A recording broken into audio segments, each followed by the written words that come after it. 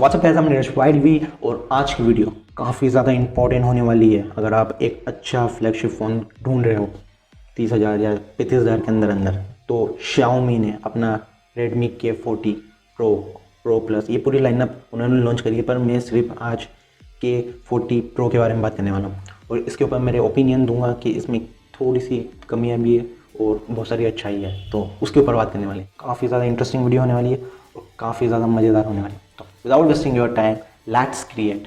और guys, video start करने से पहले एक छोटी सी रिक्वेस्ट, चैनल को सब्सक्राइब कीजिए बिकॉज 90% ऑडियंस ऐसी है जो वीडियोस देखती है पर सब्सक्राइब नहीं करती।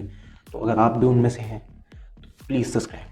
तो गाइस, अब हम बात करते हैं K40 Pro के बारे में। तो अगर डिज़ाइन की बात करें तो यहाँ पर काफ़ी इंप्रेसिव डिज़ाइन रखी गई है और जो कैमरा का लेआउट है, कैमरा का जो बम्प है, काफ़ी ज़्यादा अच्छा लगा मुझे। और गाइस, इसकी जो थिकनेस की बात करूँ तो वो मुझे काफ़ी ज़्यादा इंटरेस्टिंग लगी, इसलिए मैं हाईलाइट कर रहा हूँ कि इसकी जो थिकनेस है वो 7.8 mm की है। तो काफ़ी पतला फ़ोन है और इसके अंदर जो बैटरी लगी हुई है उसके हिसाब से ये काफ़ी ज़्यादा पतला फ़ोन बनाया गया है। और इसके अंदर आपको ऑफिशियली IP रेटिंग भी मिलती है, पर वो IP68 नहीं है, वो IP53 है। और तो ये थोड़ी सी लो है पर चलता है इतना, प्राइस को देखते हुए चलता है इतना। तो गाइस, ये तो है डिज़ाइन के बाद। अगर हम बात करें इसकी डिस्प्ले की, यहाँ पर आपको 6.6 इंच की सुपर एमोलेड 120 हर्ट्ज़ वाली डिस्प्ले मिलती है और वो HDR10 को भी सपोर्ट करती है और फुल HD है। तो काफ़ी ज़्यादा अच्छा आपको एक्सपीरियंस मिलने वाला अगर आप अमेज़ॉन प्राइम और नेटफ्लिक्स जैसे शोज़ देखते रहते हो, तो मतलब आप कंटेंट बहुत ज़्यादा कंज्यूम करते हो, काफ़ी अच्छी डिस्प्ले है आपके लिए। और गाइस, प्रोटेक्शन की बात करो तो ये कॉर्निंग गोरिल्ला ग्लास 5 के साथ में सर्टिफाइड है, तो ये भी काफ़ी ज़्यादा ड्यूरेबल है।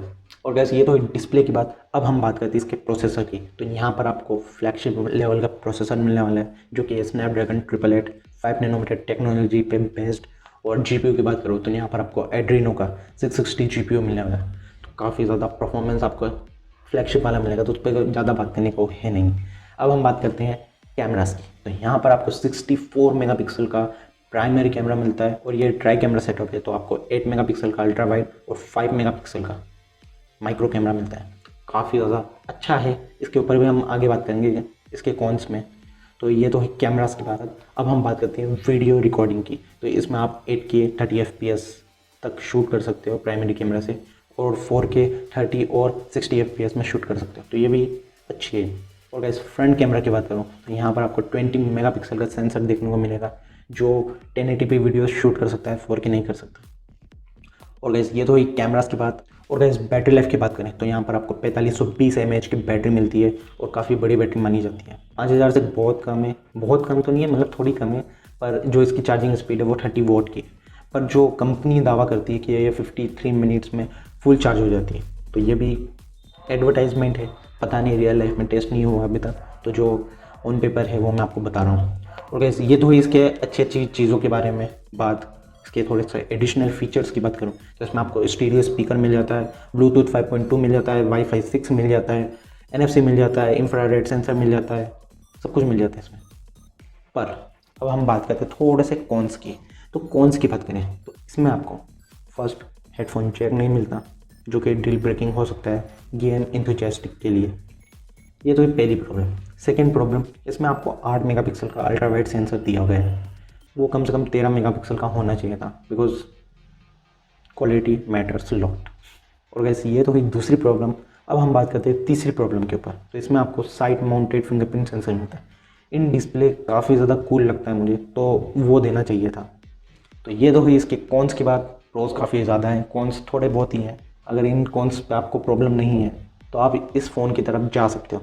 अदरवाइज़ मेरा तो सुझाव यही रहेगा कि काफ़ी बेस्ट फ़ोन है। और इसकी प्राइसिंग की बात करें, हाँ प्राइसिंग भूल गया मैं। और गाइस, इसका जो बेस्ट वेरिएंट है वो 6GB रैम 128GB स्टोरेज के साथ में 31,500 का मिलता है, मतलब 31,500 रुपये का। तो काफ़ी ज़्यादा बेस्ट है मेरी तरफ से। और इसकी जो लॉन्च डेट है वो करीब करीब आपको मई 2021 में मिलने वाली है, तो ये बहुत दूर है आने में। और गाइस, ये फ़ोन चाइना में लॉन्च हो चुका है, तो ये कंफर्म लिक्स है और काफ़ी बेस्ट लगी मुझे। तो यही थी आज की वीडियो।